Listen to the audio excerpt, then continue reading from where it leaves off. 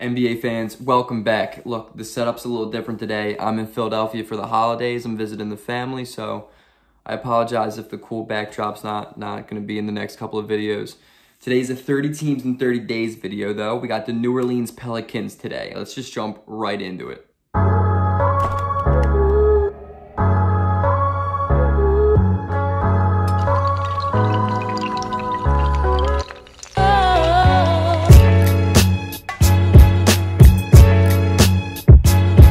If you're new to the series, let me introduce it to you real quick. You're late, but I forgive you. I'm gonna talk about a team's draft. I'm gonna talk about the prospects, whatever, gonna grade it. I'm gonna do the exact same thing for the free agency period. I'm going to then break down their roster. I'm not gonna talk about every single guy on the team, just, the ones that matter, the rotational guys. I'm gonna have 3 questions for that team for the upcoming season, and then I'm gonna give it an overall grade, evaluation as to why I graded it that way. And then I'm going to project where I think they're going to be in this year's standings, So we got the New Orleans Pelicans. Let's start off with the draft. The Pelicans had the 13th pick in this draft.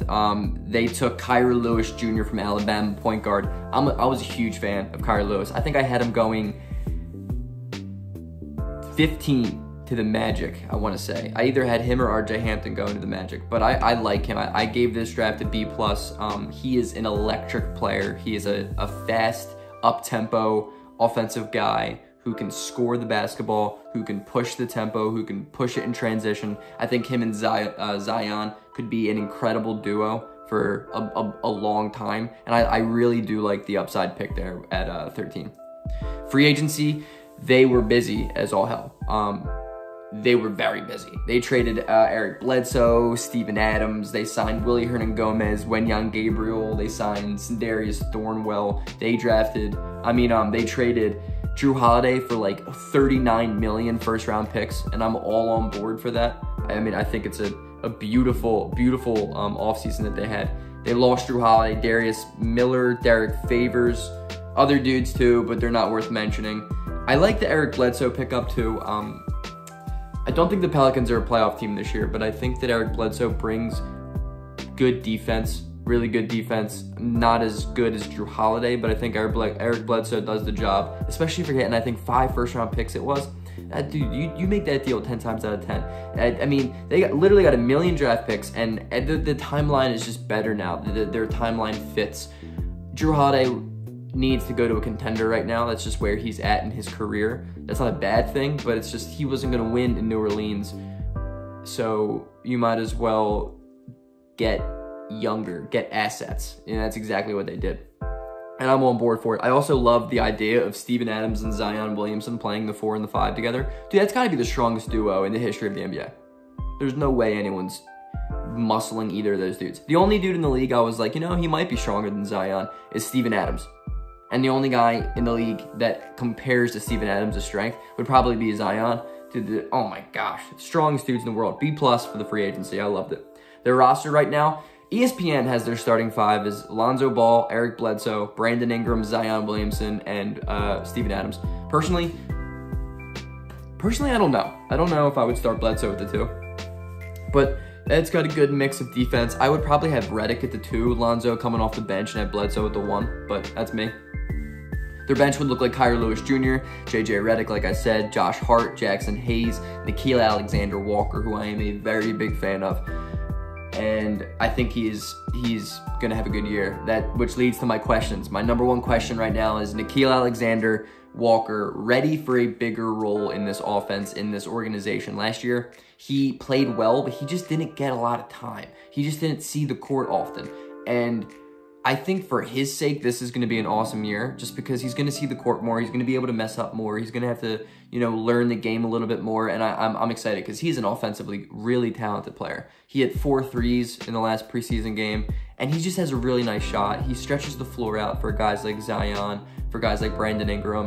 He's a good player, and I think he's going to be a good consummate professional for 10 years.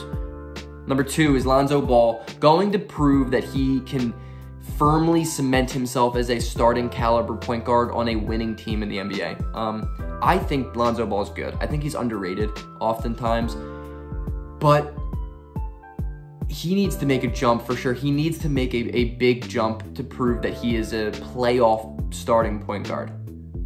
Because I don't know if he's there yet. I mean, he's an awesome playmaker, don't get me wrong, but he needs to shoot better from the line. He needs to be a better shot creator for himself.